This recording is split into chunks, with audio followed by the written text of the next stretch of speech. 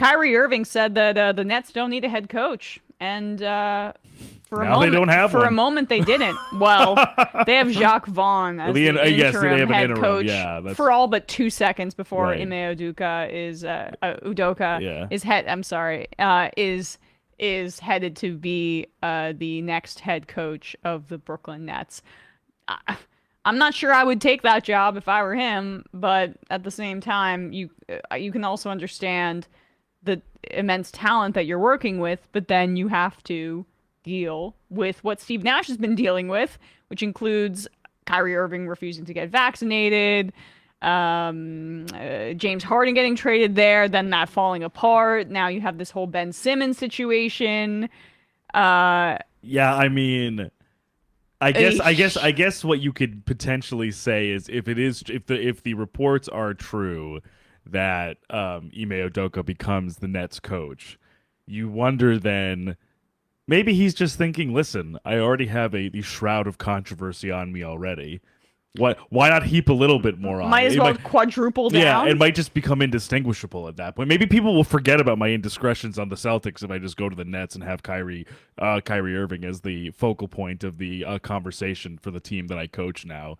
Um, but yeah, it seems like one of two. It seems two things are happening here, which I find kind of interesting. Which is that um, I think Steve Nash was. I think this was kind of merciful for Steve Nash because, Who knows frankly, if he resigned, by the way, right. because he was walking There off were the reports court, that the kicking firing, stuff or throwing things. right. He Reports looked that the like firing so was miserable. mutual, and Yeah. I'm not sure how a firing can be mutual, but okay.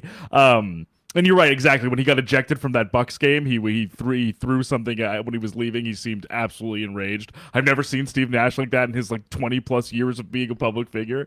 Um, so, um, but I think this was merciful for Steve Nash because Yes. one, he is a legendary Hall of Fame NBA player already. He does not need the money, the relevance, or the exposure.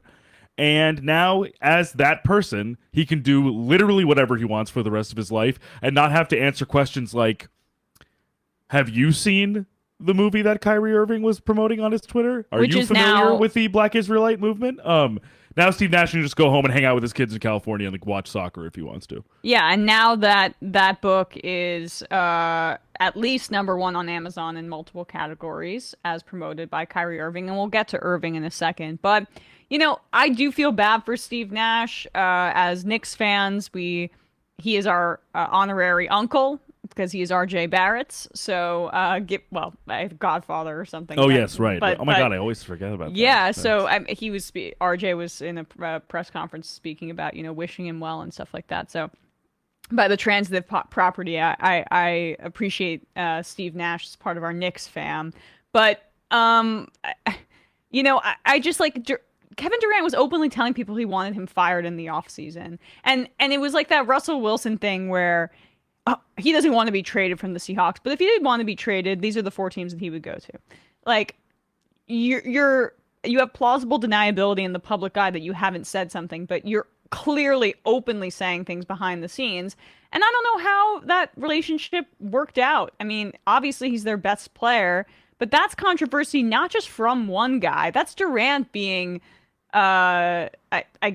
shady and mercurial in his own way. And then you have Kyrie Irving like stirring up controversy with anti-Semitism, and then Ben Simmons and that contract and him not producing, and it's just too much. well. Too The much. other thing I was going to say is which is what you're getting at is Steve Nash to me was not the problem with the Brooklyn Nets at its current moment. Of course not, but But we also will never know if he's a good coach unless he coaches but again. being a good coach, I don't even think is really the consideration here. Yeah. In the sense that I agree with you. I don't No one necessarily. could succeed in this. It's Pop, hard. It's Pop couldn't right. succeed in this He was handed a situation. very, very difficult, perilous and kind of turbulent situation to begin with, and he's had no prior coaching experience. It's very hard to determine whether he was ever a good coach, especially when his two-star players in different interviews said he basically doesn't coach. We coach, Right. or could coach. Yeah. So, Kyrie Irving said it ahead of the bubble. Right. We don't need a coach. Okay.